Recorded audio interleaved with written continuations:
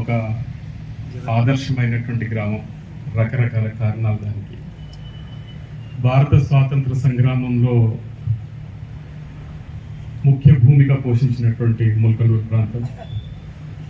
PV Narasimha Rao గారు ఇక్కడ నుంచి 10 కిలోమీటర్ల దూరంలో పుట్టి ప్రపంచ ప్రఖ్యాతిగాంచినటువంటి భారత ప్రధానిగా ఆర్థిక సంస్కరణ తీసుకొచ్చి భారతదేశాన్ని వడివడిగా నడిచే విధంగా చేసినటువంటి పివి నరసింహారావు గారు ఒకవైపు, భారత స్వాతంత్ర సంగ్రామంతో పాటుగా ప్యారలల్గా ఉన్నటువంటి మరొక ఉద్యమం సహకార ఉద్యమం. సహకార ఉద్యమానికి భారతదేశం లోపల ఒక మూల స్తంభాలుగా ఉన్నటువంటి అలిగిరెడ్డి కాశీ విశ్వనాథ్ రెడ్డి గారి వారి అబ్బాయి ప్రవీణ్ రెడ్డి గారు ఇక్కడ మనతో ఉండడం, అదేవిధంగా ఈ గ్రామం నుంచి పుట్టినటువంటి అనేక మంది విప్లవ వీరులు, నిజాంకి వ్యతిరేకంగా పోరాడినటువంటి వాళ్ళు, వాళ్ళ శరీరంలోనే బుల్లెట్లని జీవితాంతం మోసినటువంటి వాళ్ళు, గొప్ప వాళ్ళు ఎంతోమంది ఈ గడ్డ మీద పుట్టి ఎంతోమందికి చైతన్యాన్ని అందించినటువంటి ఈ గ్రామంలో కూడా 10 సంవత్సరాల క్రితం మనం ఈ లైబ్రరీ పెట్టాలనుకున్నప్పుడు నేను అన్నట్టుగా మామూలుగా ప్రతి ఊర్లో రాజకీయాలు ఉంటాయి. రాజకీయాలు అన్నప్పుడు రాజకీయ పార్టీలు ఉంటాయి, రాజకీయ సిద్ధాంతాలు ఉంటాయి. వీటన్నిటికి అతీతంగా అందరూ, అది కాంగ్రెస్ పార్టీ వారా, బీఆర్ఎస్ పార్టీ వారా, బీజేపీ పార్టీ వారా, కమ్యూనిస్ట్ పార్టీ వారా, ఇతరత్ర ఏ పార్టీ వారా సంబంధం లేకుండా ఈ ప్రజల కోసం చేస్తున్నటువంటి ఈ పని మీద అందరూ ఒక్కటే. ఈ ముల్కనూరు ప్రజా గ్రంథాలయానికి, ముల్కనూరు సాహితీ పీఠానికి, ఇక్కడ చదువుకున్నటువంటి పిల్లలకి అందరూ ఇస్తున్నటువంటి ప్రోత్సాహానికి హ్యాట్స్ ఆఫ్. ఇది ఏ విలేజ్లో కూడా సాధ్యం కాదండి. చాలా మంది అంటూ ఉంటారు అన్నట్టు, మా ఊర్లో చేస్తామని. చెయ్యడం అనేటువంటి ఏదైతే కుతూహలం ఉందో, ఏదైతే అది ఉందో, అర్జుందో, వాళ్ళందరికీ దండం పెట్టాలి. ఎందుకంటే నేను ఎప్పటికీ అంటూ ఉంటాను, స్వార్థం ఉండాలా మనిషికి ఉండొద్దా అని చెప్పేసి. నా పర్సనల్ ఫిలాసఫీ స్వార్థం ఉండాలి.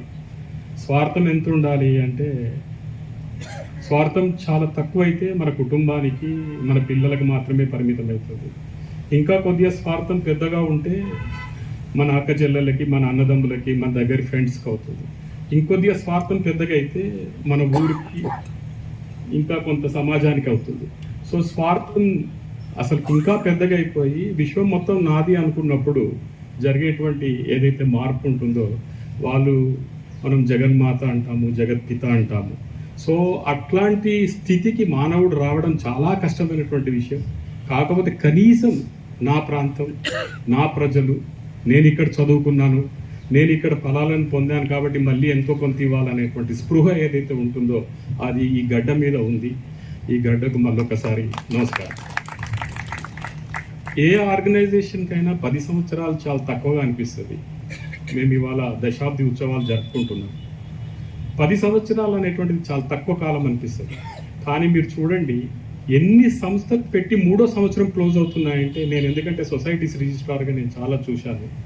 నేను ఎందుకంటే గత 25 సంవత్సరాలుగా ఇదే డిపార్ట్మెంట్ లోపల సొసైటీస్ రిజిస్ట్రేషన్ చేసినప్పుడు, సొసైటీస్ రిజిస్ట్రేషన్ చేసుకోవడానికి వచ్చినటువంటి ఉత్సాహం, వాళ్ళతో మాట్లాడినప్పుడు, ఎందుకంటే ఎవరైతే ఏ సొసైటీ కోసం ఎంతైనా కొంత ఆలోచిస్తున్నారంటే వాళ్ళకి మనం సల్యూట్ చేయాల్సిందే. ఎందుకంటే మన చుట్టూ ఉన్నటువంటి ప్రపంచానికి తప్ప వేరే దాని గురించి ఆలోచించిన వాళ్ళతో మనం మాట్లాడుతుంటే, సో ఇట్లా ఆలోచించినప్పుడు ఏమవుతుందంటే, గత 2 సంవత్సరాలు 3 సంవత్సరాల కంటే ఎక్కువగా ఏ సొసైటీస్ కూడా 90% సొసైటీస్ పనిచేయట్లేదు. ఆ ఎన్జిఓస్ 2-3 సంవత్సరాలకే వాటి ప్యాషన్ అన్న వెళ్ళిపోతుంది, లేదా డిమోటివేట్ అవుతాయి, లేదా పాలిటిక్స్ సెంటర్ అవుతాయి, ఈగో సెంటర్ అవుతాయి. ఈగో సెంటర్ అయిపోయినాయి అంటే ఆ ఆర్గనైజేషన్ దెబ్బతింటుంది. సో ఎవరు ఏ పని చేస్తారో, హార్సెస్ ఫర్ కోర్సెస్.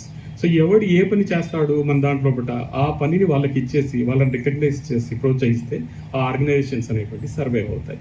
ఆ ప్రిన్సిపల్ మీద మేమందరం కూడా ఇంటర్ డిపెండెన్స్, నా ఫ్రెండ్స్కి, నాకు, ఈ గ్రామానికి ఉన్నటువంటి అనుబంధం ఏంటంటే, ఎవరికి ఏ స్ట్రెంత్ ఉందో ఆ పని చేయనిస్తాము, అందులోకి వేరే వాళ్ళు ఏరు పెట్టాము. సో ఆ విధంగా ఈ ఆర్గనైజేషన్ని మనం నర్చర్ చేసుకుంటూ పోతున్నాం. ఒక 30 మంది అన్ఎంప్లాయీస్ యూత్కి ఈ మధ్యలో గత సంవత్సర కాలంలో కూడా ఉద్యోగాలు వచ్చాయి. నాకు ఇంకా నమ్మకం ఉంది, ఇంకొక 30 మందికి ఈ సంవత్సరంలో ఉద్యోగాలు వస్తాయి. ఈ చైతన్య దీప్తి ఏదైతే ఉందో ఒక తరం నుంచి ఇంకో తరానికి అందించబడుతుంది. భగవంతుడి దయ వల్ల 100 సంవత్సరాల ముల్కనూరు ప్రజా గ్రంథాలయ చరిత్ర కూడా మనం ఉన్నా లేకపోయినా కానీ కంటిన్యూ కావాలని, దాని అందరికీ పెద్దలందరూ కూడా సహకరించాలని చెప్పేసి కోరుకుంటూ ఈ అవకాశం ఇచ్చిన అందరికీ ధన్యవాదాలు తెలియజేస్తున్నాను.